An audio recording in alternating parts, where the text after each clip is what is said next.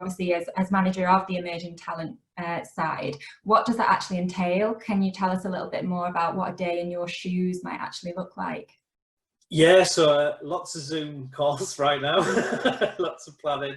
I mean, a lot of it is around making sure the role I do is it's probably slightly different to some of my peer group in other organisations. So the team look after everything from how do we go out to market and look at attracting in the right people, be that bringing a graduate in or bringing an apprentice in or whatever it happens to be.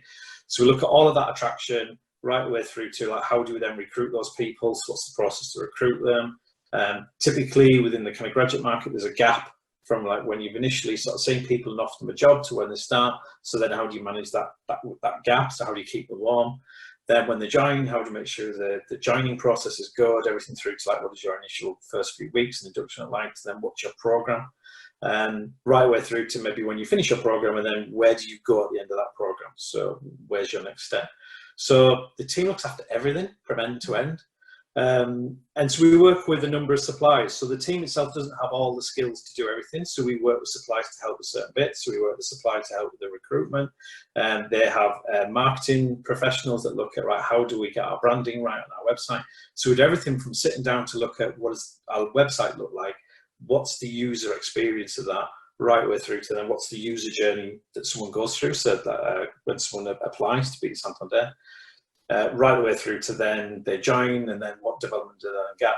But prior to all of that, the very front bit is how do we know we need a graduate right now? Why do we need a graduate right now? Why do we need an apprentice right now? So it comes right back to the strategic planning right at the very beginning. So I mean, we're in April now, it's May tomorrow. I can't believe it's going to be May already. But so we'll be having a conversation shortly about what is our 2021 plans in terms of starts at the end of 2021 look like.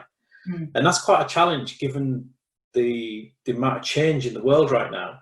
How do we plan to know we need whatever number of people we need to start maybe in October 2021?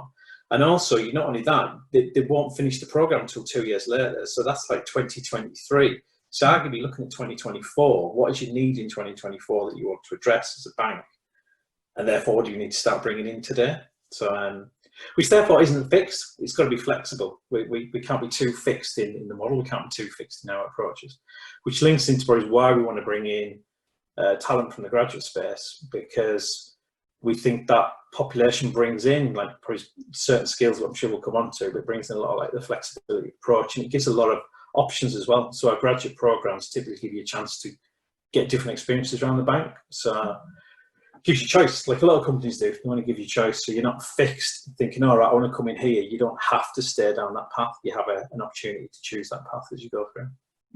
It's interesting to hear about all the planning that takes place, and obviously how you need to be flexible, and never more has anyone or any company needed to be flexible. So it's good. Yes.